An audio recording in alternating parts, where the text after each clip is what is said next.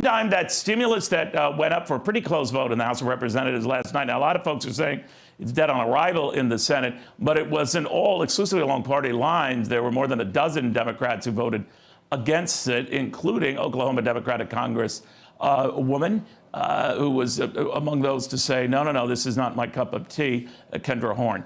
Congressman, very good to have you. Why were you a no vote on this, Congressman?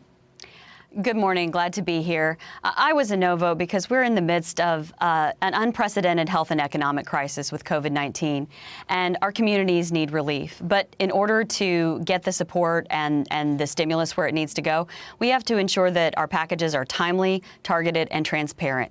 Timely relief requires that bills be passed through the House, the Senate, and be signed into law to get the help and support to our families, our communities, our first responders, our businesses, and this didn't have strong bipartisan support. Targeted. We need to be focused on the areas that COVID-19 has impacted. And this bill contained a lot of extraneous provisions. And then finally, on transparency, we got an 1,800-page bill on Tuesday, and we're asked to vote on it on Friday. In order to respond to this unprecedented crisis, we have to be able to have open debate and discussion across the aisle to get to solutions that work for everybody in our communities. And this just didn't meet those bars. Now, some opposition was expected, Congresswoman, not the 14, including yourself, of the Democrats who didn't vote for this. Now, some were saying, well, you're in a Republican area, you've won in a Republican area, and you're feeling the pressure. I believe the other representatives, all Republican, were similarly against this. Do you feel that pressure? Does it put you in an odd position?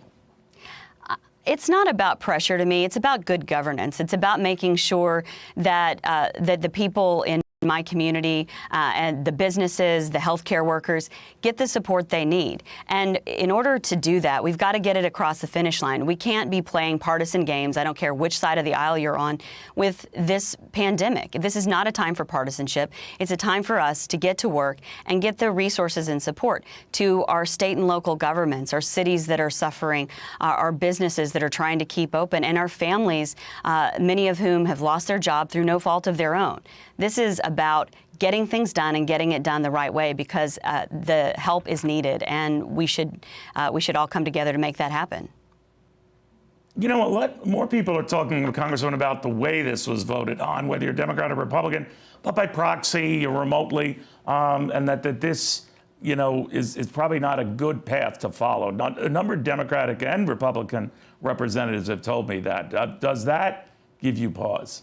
Well, I supported the change to the rules that allowed proxy voting or remote hearings because right now, it is more important than ever that we are able to conduct the full business of the House. And if we have some members that have underlying health conditions and need to participate remotely, I think there are safeguards in place. But I do believe that we have to be fully in session and fully engaged, because the needs of our communities are too great right now. And we have other work to do. I'm on the Armed Services Committee. We have to finish the defense authorization bill. We have to get appropriations done.